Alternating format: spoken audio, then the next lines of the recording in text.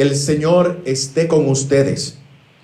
Evangelio de nuestro Señor Jesucristo según San Mateo.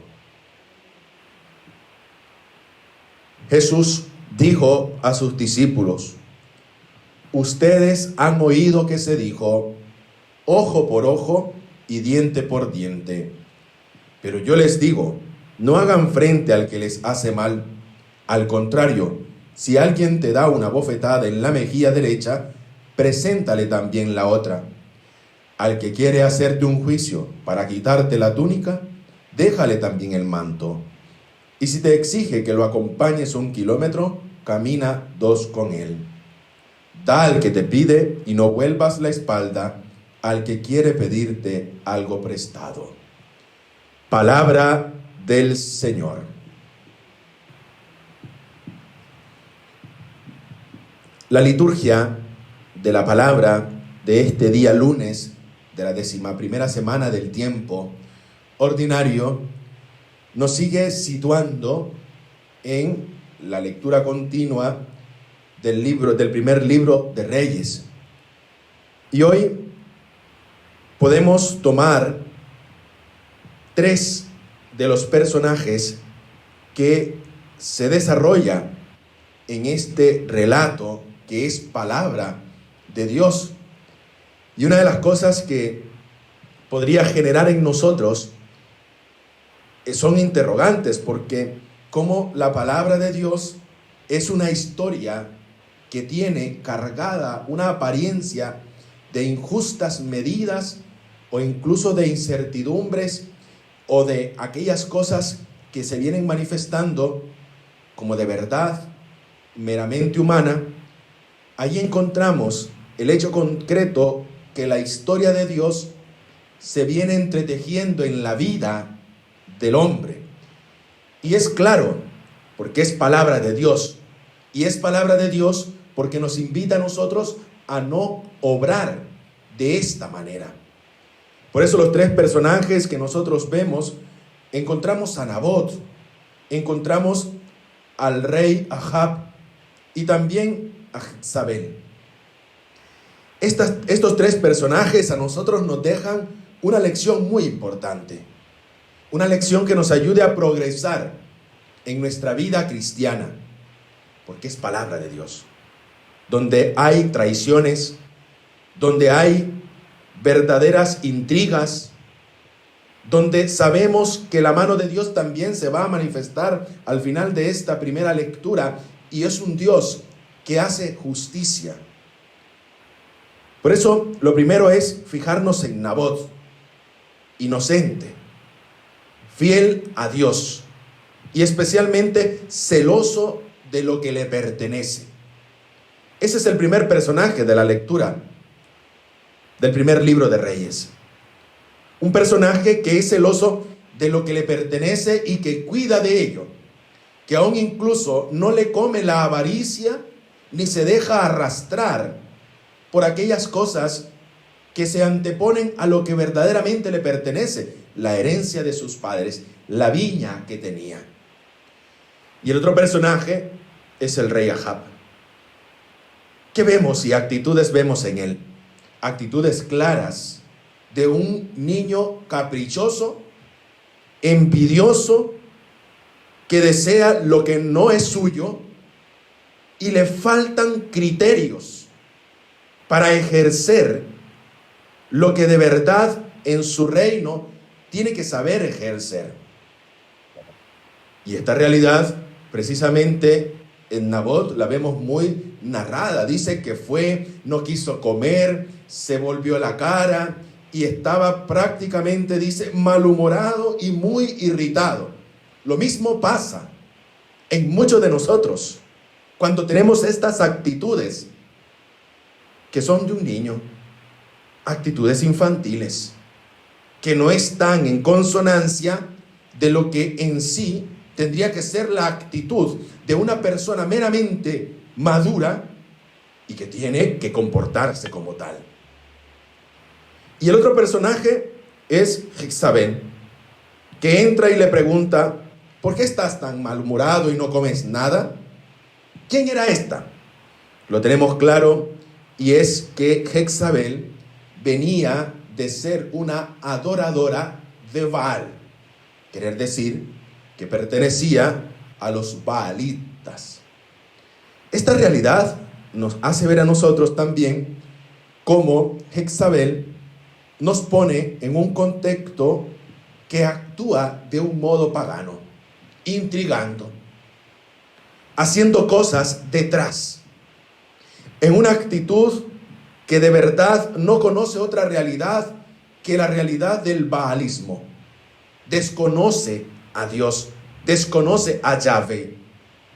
Y en esto se nos presenta un personaje que es intrigoso, un personaje que promueve un gran movimiento para hacer matar a Nabot.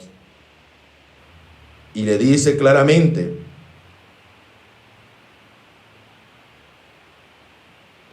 la respuesta que da Jezabel le dice claramente al rey: ¿así ejerces tu realeza sobre Israel? Levántate, come y alégrate, yo te daré la viña de Nabot, el israelita. Queridos hermanos, en estas tres realidades, ¿cuál es nuestra actitud a veces en la forma como nos comportamos? ¿Cuál es nuestra actitud a la luz de esta palabra, que es palabra de Dios? Y cómo nosotros también tenemos estas actitudes de estos tres personajes, de Nabot, de Ahab o de Jezabel.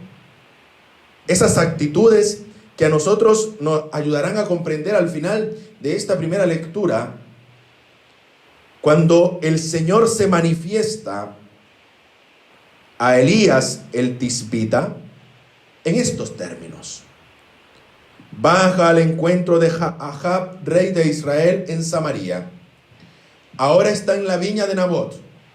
Ha bajado allí para tomar posesión de ella.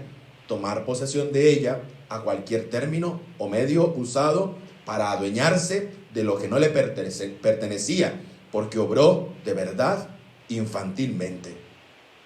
Toma posesión de la viña. Y estas palabras dice el Señor: has cometido un homicidio. Puede ser, yo no fui, porque así a veces es la actitud de muchos: yo no he hecho nada. Y el Señor habla de esta manera: has cometido un homicidio, y encima te haces dueño de lo ajeno. Conseguir a cualquier costa o a cualquier medio lo que nosotros queremos conseguir, incluso llevándonos por delante la vida de cualquier persona. Te has apropiado de lo ajeno. Por eso, así habla el Señor: en el mismo sitio donde los perros lamieron la sangre de Nabot, allí también lamerán tu sangre. La injusticia, queridos hermanos y hermanas, existe. Y como existe la injusticia, Dios hace justicia al que le es fiel, aquel que en su fidelidad es de verdad celoso con lo que le corresponde y que por en sí le pertenece. Esto hay que tenerlo claro, porque al intrigoso Dios le dará su premio. Al que levanta movimientos en contra de otro, obra de tal manera que desconoce a Dios. El ejemplo claro de Jezabel. El que propaga un rumor, el que hace morir a otro, tendrá su castigo. Esta es palabra de Dios.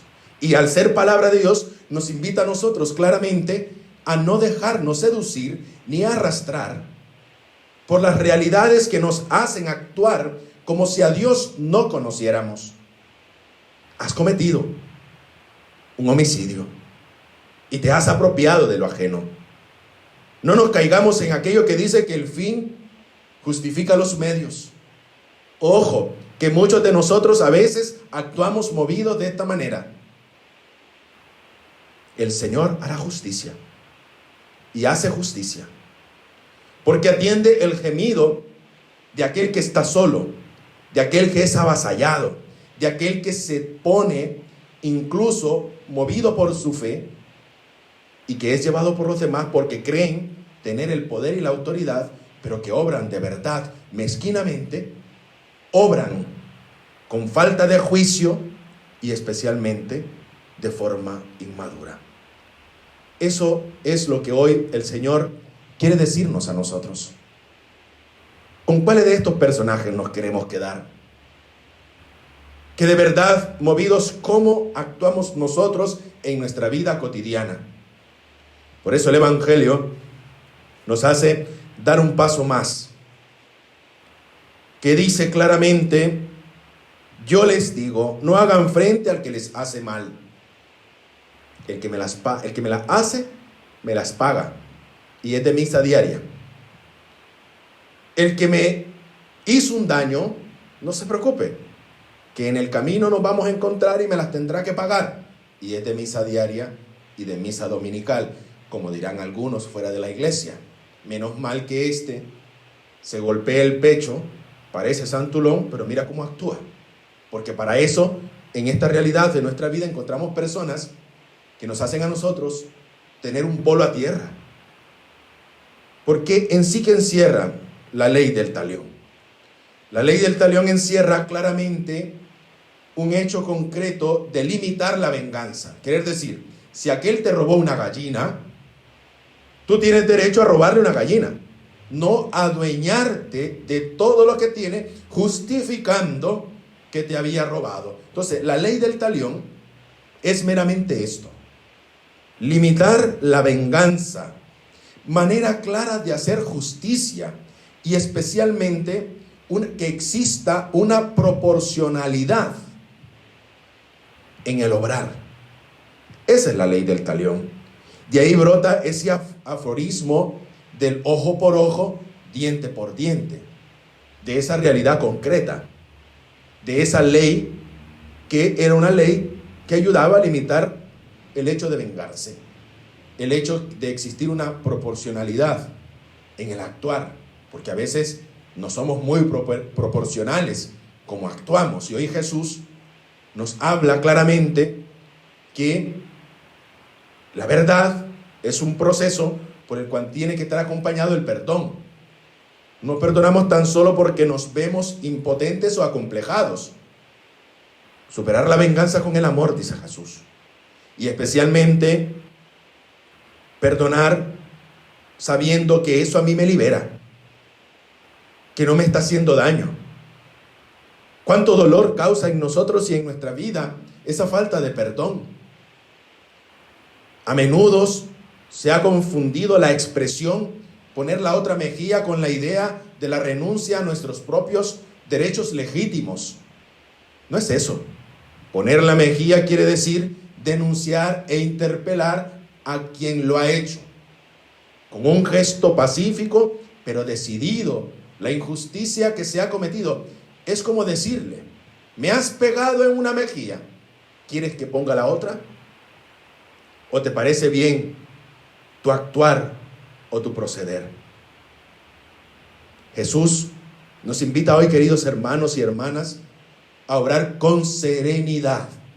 Quiere decir, vemos la actitud de Jesús cuando el criado insolente del sumo sacerdote, en el capítulo 18 de Juan, versículo 23, si he hablado mal, demuéstrame en qué, pero si he hablado bien, ¿por qué me pegas?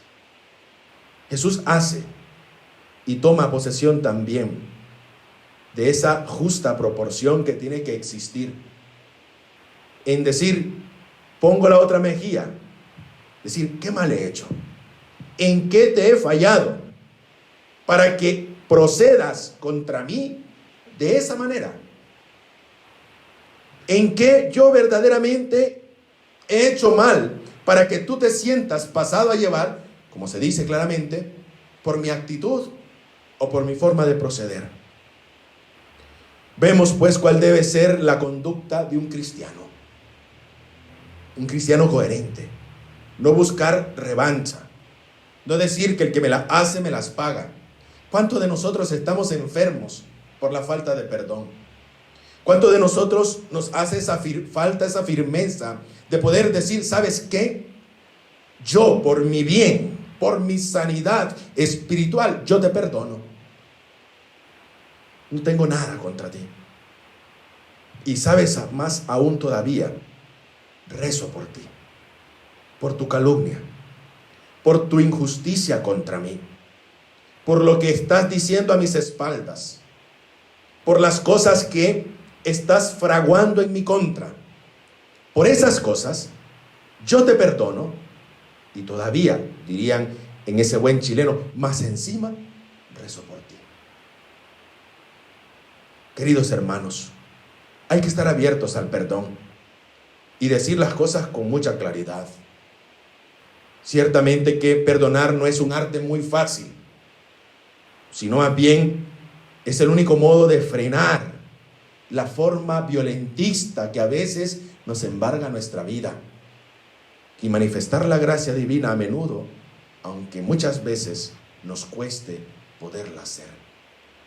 Que María, nuestra Madre, nos acompañe a nosotros, expuestos incluso a la crítica mal encausada, a la persecución sin sentido, pero sobre todo, yo te invito en este día que si tienes algo contra alguien, perdónale y haz una oración por él.